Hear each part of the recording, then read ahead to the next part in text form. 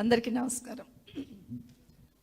నమస్కారం. శ్రీనివాస్ యాదవ్ గారు చెప్పినట్టు గౌరవనీయులు ముఖ్యంగా విద్యా వ్యవస్థను భ్రష్టు పట్టిస్తున్న ప్రభుత్వం మీద ఖచ్చితంగా విద్యార్థుల తరఫున పోరాటం చేయాల్సిన సమయం ఆసన్నమైంది అనుకుంటున్నాం.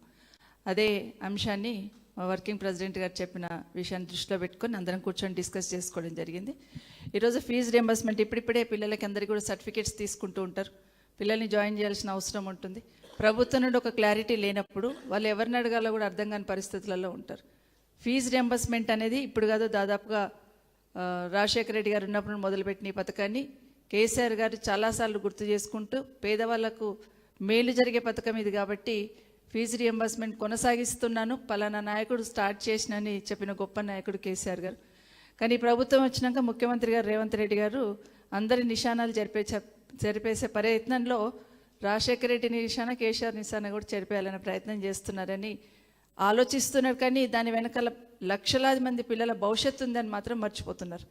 దాదాపు 13 లక్షల మంది స్టూడెంట్స్ ఫీజు రియంబర్స్మెంట్ బెనిఫిట్ అయిన వాళ్ళందరూ ఈరోజు ఎవరిని అడగాల త్రిశంకు స్వర్గంలో ఉన్నట్టుంది వాళ్ళ పరిస్థితి.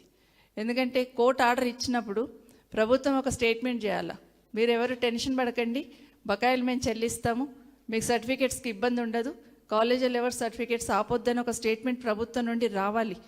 కానీ ఆ స్టేట్మెంట్ ఇవ్వకుండా నిమ్మకు నీరెత్తినట్టు మాకైతే తప్పిందిలే భారం అనుకుంటున్నారు తప్పిస్తే పిల్లల భవిష్యత్తుకు ఇబ్బంది అవుతుందన్న ఆలోచన ఈ ప్రభుత్వానికి రావట్లేదు అనేది స్పష్టంగా అర్థమవుతుంది. స్టూడెంట్స్ అందరూ కూడా ఎదురు చూస్తూ ఉన్నారు. ఇంకా సర్టిఫికేట్స్ తీసుకుంటాం కదా, ప్రభుత్వం స్పందిస్తుందేమో అని ఎదురు చూస్తున్నారు. గౌరవ ముఖ్యమంత్రి గారు, గౌరవ విద్యాశాఖ మంత్రి గారు దయచేసి స్పందించండి. 13 లక్షల మంది పిల్లల భవిష్యత్తు ఇది. సర్టిఫికేట్స్ తీసుకోవాలి ఇప్పుడే. పిల్లలు కొత్తగా జాయిన్ కావాలంటే ఫీజు కట్టాలి. మరి మీరు కడతారా? మరి మీరు చెప్తున్న దాని ప్రకారం మేము అకౌంట్లో వేస్తామంటారు. అకౌంట్లో ఎంత అమౌంట్ వేస్తారు, ఎంత కడుతున్నారు, అసలు మీకే క్లారిటీ లేకుండా పిల్లల్ని కూడా క్లారిటీ లేకుండా చేసే ప్రయత్నం చేస్తూ ఉన్నారు. ఈ రోజుకైనా ఇప్పటికైనా ఇమీడియట్గా ఈ ప్రభుత్వం స్పందించి మీరు ఇమీడియట్గా ఫీజు రియంబర్స్మెంట్ ఒక క్లారిటీ ఇవ్వకపోతే పెద్ద ఎత్తున బీఆర్ఎస్ పార్టీ తరఫున వాళ్ళకి అండగా ఉంటామనేది ఒకటి. తర్వాత యూత్ డిక్లరేషన్ సంబంధించి ఎన్నో హామీలు ఇచ్చారు. ఎన్నికల కన్నా ముందు పెద్ద హామీలు ఇచ్చున్నారు. చాలామంది నిరుద్యోగ యువత అందరూ కూడా ఎదురు చూస్తున్నారు, ఎప్పుడు ఇస్తారా జాబ్ క్యాలెండర్. ప్రతిసారి జాబ్ క్యాలెండర్ ఇస్తామంటున్నారు. ఒక విద్యాశాఖలోనే 20,000 ఉద్యోగాలు ఖాళీ ఉన్నాయి.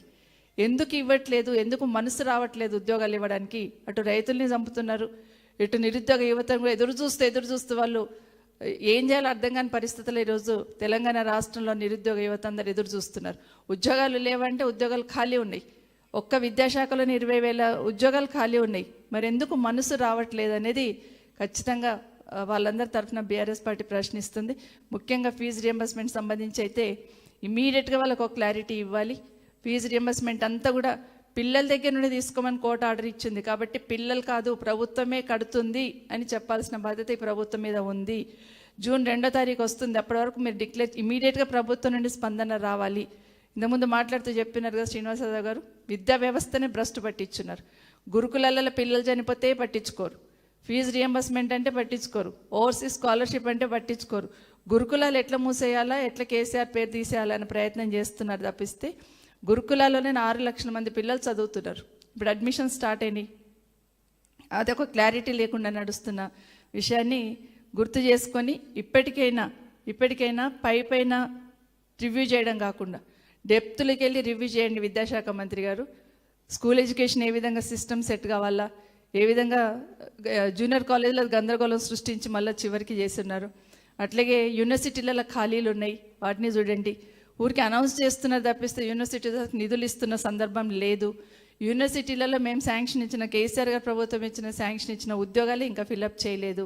వీటన్నిటిని కూడా దృష్టి పెట్టి వ్యవస్థను గాడిలో పెట్టాలి తప్పిస్తే ఊరికే బిల్డింగులు కట్టేస్తున్నామని చెప్పి బిల్డింగులను చూసి చదువుకుంటారు పిల్లలంటే కాదు. అది దయచేసి ఆలోచించమని ముఖ్యమంత్రి గారిని డిమాండ్ చేస్తూ ఉన్నాం.